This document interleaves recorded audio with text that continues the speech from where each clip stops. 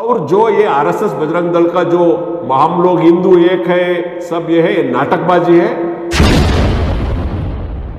तो सर बताइए, आज की प्रेस मीट का मकसद क्या है सर? जो 3 दिन पहले बीजेपी का कार्यकर्ता और क्लास 1 कॉन्ट्रैक्टर संतोष पाटिल जो खुदकुशी कर उसमें एक डेथ नोट भी लिखे थे, मेरा खुदकुशी को जो रीज़न है मिनिस्टर ईश्वरप्पा और उनका टीम है। तो उसका मुताबिक संतोष पाटिल का भाई जो कंप्लेंट दिए थे उसका मुताबिक एफआईआर भी हो गया है। अक्यूज नंबर 1 ईश्वरप्पा है।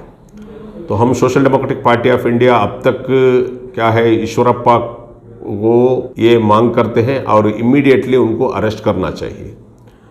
जैसा कि बीजेपी डीवाईएसपी गणपति का जो खुदकुशी का इश्यू में जॉर्ज का ऊपर जो आरोप था, जो जॉर्ज को ये लोग इस्तीफा के लिए मांग किए थे, हंगामा किए थे, क्यों बीजेपी उनका ही खुद का एक मंत्री का ऊपर ऐसा जो इल्ज़ाम आता है क्यों इनको डिसमिस नहीं करते।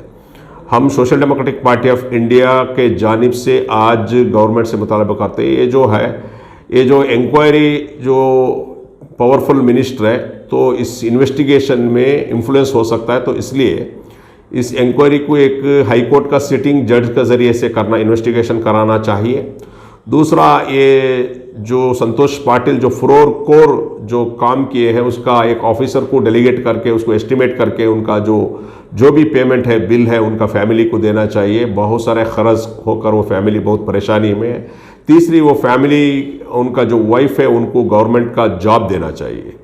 और आपका माध्यम से मैं पूछना चाहता हूँ, आरएसएस बजरंग दल जितने भी जो संघ परिवार का लोग हैं, जब भी फिस्ताही ये लोग ताकत है, हिंदू मुसलमान करते हैं, सोशल बायकॉट करते हैं, अजान का मामले में आता है, जब एक हिंदू कार्यकर्ता बीजेपी का कार्यकर्ता का ऊपर सुसाइड करने के मजबूर हुए और इसका बारे में जो 40% कमीशन का जो डिमांड किए थे ईश्वरप्पा, आपका ही गवर्नमेंट का मिनिस्टर है, आपका ही कार्यकर्ता से 40% कमीशन मांगते हैं, इसके बारे में पहली बार नहीं है। बहुत बार इन्होंने बीजेपी लीडर्स को मिले, चीफ मिनिस्टर को मिले, यहाँ तक कि प्रधानमंत्री को मिलने के लिए दिल्ली गए, उधर प्रेस कॉन्फ्रेंस करे, प्रधानमंत्री को मिलने नहीं हुआ, उनको भी लेटर भी लिखे, ये 40% कमीशन मांग रहे हैं। ये 40% कमीशन का ये पहली बार नहीं है।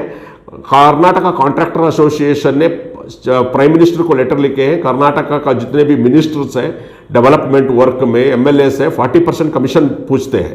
तो ये एक बड़ा इन्वेस्टिगेशन होना चाहिए। आपका माध्यम से पूछना चाहता हूँ नरेंद्र मोदी जी को। नरेंद्र मोदी जी ये कहते हैं कि ना खाऊंगा ना खाने दूंगा, मैं भ्रष्टाचार का खिलाफ हूँ, मैं चौकीदार हूँ। आपका ये खुद के मिनिस्टर का ऊपर इतना बड़ा इल्जाम है, आपका एजेंसीज है, आपका एनआईए है, सीबीआई है, इंक्वायरी कराओ।